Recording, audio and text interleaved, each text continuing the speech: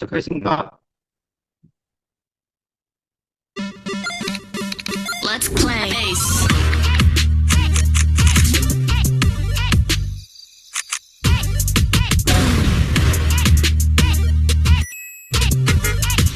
Okay, let's play. Let's play. Let's play. Let's play. Let's play. Let's play. Ace.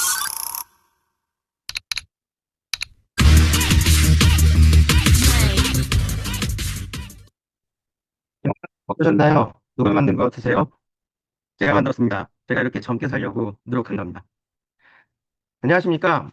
28년째 자동차 영업을 하고 있는 기아자동차의 박원기라고 합니다. 자동차는 음료수처럼 자판기에서 한번 뽑아먹고 마는 그런 단순한 제품이 아닙니다.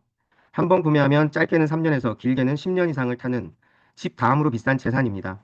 그런 재산을 꼼꼼하게 관리해 드릴 수 있는 자동차 주치의가 있습니다. 제게 차를 구입하시면 평생의 자동차 주치의를 두시게 되는 거라고 자신 있게 말씀드리겠습니다. 저는 K챕터 소속으로 이번 MGF 발표에 나서게 되었습니다. BNI에 들어온 지 이제 3년 차에 접어들었는데 이런 자리에 설 수 있게 된 것을 무한한 영광으로 생각합니다. 그러면 이제부터 제가 BNI를 처음 접하게 되고 두 번의 갱신을 하면서 어떻게 변모해 왔는지에 대한 이야기를 해볼까 합니다. 나에게 BNI란 컴퓨터를 좀 만져보신 분들은 이런 게임을 해보신 적 있으시죠? 네, 맞습니다. 바로 지뢰찾기 게임입니다. 저는 BNI가 이 게임과 굉장히 유사하다는 것을 비지터로 처음 방문하던 날 느꼈습니다. 지금도 잊혀지지 않는 24년 5월 1일 수요일, 친구의 초대로 예의상 어쩔 수 없이 한 번만 나가보고 완곡하게 거절해야지라는 마음으로 홍대 앞 호텔에 방문했었습니다. 새벽 6시에 조찬 모임이라니 무슨 말도 안 되는 모임이 있어 라는 생각이었죠. 허나 그 생각은 한낱 기우에 지나지 않았습니다.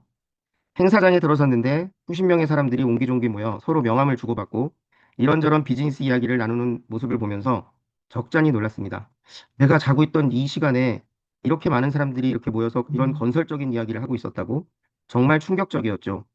오픈 네트워킹이 끝나고 본회의에 들어가서 뭔가 체계적인 순서에 따라 진행되는 모습을 보면서 그 순간 바로 결심했습니다. 아, 이 모임 가입해야겠다. 정말 뒤도 안 돌아보고 그 자리에서 바로 결정했습니다. 저는 그 순간이 바로 이 시점이었다고 생각합니다. 이 빨간 점. 보통은 저 빨간 점을 제대로 찾지 못해서 엉뚱한 동호회나 생산성 없는 모임에 나가서 헛된 시간을 보내는 경우가 많지 않습니까? 허나 저는 그날 제대로 된 빨간 점을 찾아서 비엔나이라는 모임에 들여놓을 수 있었습니다. 바로 이렇게요. 제대로 클릭을 했더니 그 안에 비엔나이가 열리더군요. 한 칸을 제대로 찾고 나니 그 다음부터는 한결 수월해졌습니다. 비엔나이에서 새롭게 만나는 분들과의 관계 증진이 점점 재미있어지더라고요. 저에게 비엔나이는 미션을 클리어하듯 굉장히 흥미로운 존재가 되어버렸습니다. 언젠가부터 매주 수요일이 기다려졌으니까요. 하지만 저는 BNI의 다양한 직군에 계시는 대표님들이 좋았던 거지 정작 BNI의 본질에 대해서는 제대로 이해를 하지 못했던 것 같습니다. 출석은 빠짐없이 했지만 리퍼럴이나 비지터 초대 등 기여 부분에 있어서는 완전 젬병이었으니까요. 화면의 글귀처럼 그 자리에 있었다와 그 안에서 움직였다는 완전히 다른 일이고요. 그렇게 1년이라는 시간을 보내고 첫 번째 갱신을 앞둔 시점에서 전환점을 맞게 됩니다. 당시 부의장을 맡고 계시던 신현실 대표님과의 원투원 이후로 말입니다. 막연하게만 여겨지고 멀게만 느껴지던 리퍼럴이 생활 속에서도 이루어질 수 있다는 깨달음을 일깨워 주신 분. 비지터 초대가 꼭 남의 일만이 아니라 나도 생각만 조금 바꾸면 얼마든지 할 수 있다는 자신감을 찾게 해주신 분이셨죠. 그날 이후로 저는 환골탈태하듯 180도로 챕터 생활이 바뀌었습니다. 학생 때 공부 잘하는 애들은 맨 앞에 앉고 노는 애들, 공부 안 하는 애들은 뒤에 앉았던 기억들 하시나요? 제가 딱 그랬습니다. BNI라는 교실에서 맨 뒷자리에 앉아서 출석만 하고 아무것도 안 하던 저. 그랬던 제가 점점 교실 앞쪽 책상에 앉기 시작했습니다. 대리운전을 필두로 생활 속에서 찾을 수 있는 리퍼럴들을 시작하게 된 것이죠. 그러면서 점점 제 업종과도 협업할 수 있는 분야들을 찾게 되었고요. 저는 BNI에서 만난 많은 대표님들께서 각자 갖고 계신 다양성이 가장 큰 매력이라고 생각했었는데 BNI의 진정한 가치는 거기에서 더 나아가 그 많은 분들이 비즈니스의 성공이라는 한 곳을 향해 전진하고 있다는 점이 주된 장점이 아닌가 싶습니다. 서로가 서로의 사업을 돕기 위해 동분서주하는 모습들이야말로 BNI의 가장 큰 매력인 것 같습니다. 저는 현재 K챕터에서 ST 역할을 맡고 있습니다. 제가 1년차 때 맨 뒷줄에 앉아 있으면서도 딱 하나 잘한 게 있는데 의장단에서 어떤 역할을 맡아달라는 제의가 왔을 때 고사하지 않고 흔쾌히 받아들였다는 점이 아닌가 싶습니다. 매 기수마다 어떤 역할을 하나씩 맡아서 해보다 보니 B&I가 왜 체계적이고 안정적인 모임인지 알 수 있었습니다. B&I는 철저하게 과학적으로 분업화된 시스템입니다.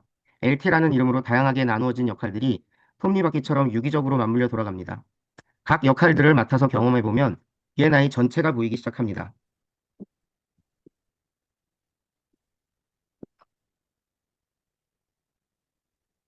만약 B&I 활동에 대해서 고민이 있는 분들이 계시다면 여러분들도 의장단에서 어떤 LT 역할 제안이 왔을 때 마다하지 마시고 흔쾌히 수락하시기 바랍니다. 분명 그 안에서 해답을 구할 수 있을 거라 자신합니다. 능력이 부족해서 바빠서 시간이 없어서 등 다양한 구실로 고사하는 분들이 계시기도 할 겁니다. 하지만 의장단들도 누울 자리를 보면서 다리를 뻗지 않겠습니까? 다 그만한 역량이 있다고 판단되는 분들한테 제안을 하지 밑도 끝도 없이 제시를 하지는 않을 테니까요. 처음에 리더십 팀이 뭐 일 많은 인원으로 구성이 되어야 하는가라는 의구심이 있었던 것도 사실입니다. 하지만 많은 인원으로 구성이 된다는 것은 그만큼 각자의 부담을 최소화하여 본인의 본업에 피해가 가지 않을 범위만큼의 봉사를 요구한다는 뜻이기도 하니까요. 지금의 저에게 B&I란 떼려야 뗄 수 없는 아주 소중한 공간이 되었습니다. 보시겠습니까? B&I 넥타이, B&I 파우치. 뭐 생활 속에 이런 것들, B&I가 그냥 제 생활에 그냥 들어와 있습니다. 많은 대표님들과의 인간관계 속에서 그들의 비즈니스가 성장하고 또한 내 비즈니스까지 성장할 수 있게 되었어요. 처음 B&I를 접했을 때 저는 이 안에서 차를 팔겠다는 생각은 거의 안 했습니다. 물론 차를 구매해 주시는 분들이 계시면 당연히 감사하다는 마음이었지만 차를 팔기보다는 여기 계신 분들과의 유대관계를 맺는 것이 훨씬 더 가치가 크다고 생각했습니다. 저는 B&I의 가장 강력한 규정 중 하나인 매주 출석이라는 제도가 굉장히 힘든 제약이기도 하지만 그 규정이 B&I의 가치를 끌어올리는 가장 큰 역할을 한다고도 봅니다.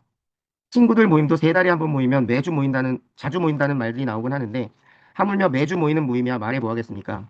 하지만 가랑비에 옷 젖듯 매주 만나서 오픈 네트워킹부터 회의, 식사, 그리고 종종 이어지는 각종 원투원들의 모임들까지 감안하면 그 친밀도란 어떠한 가까운 사이보다 더 끈끈한 사이가 되지 않나라는 생각입니다. 제가 처음 B&I를 접했을 때는 우연으로 다가왔지만 한 칸 한 칸 지어나가며 게임을 완성하듯 우리 모두의 비즈니스도 한 단계, 두 단계 성장하는 계기가 된 것 같습니다. 앞으로도 지금까지처럼 먼저 기여하고 우리 모두의 비즈니스도 한 단계, 두 단계 더 멀리 갈 수 있도록 최선을 다할 것입니다. 끝까지 들어주셔서 감사합니다. 두서없는 내용 마치도록 하겠습니다. 감사합니다.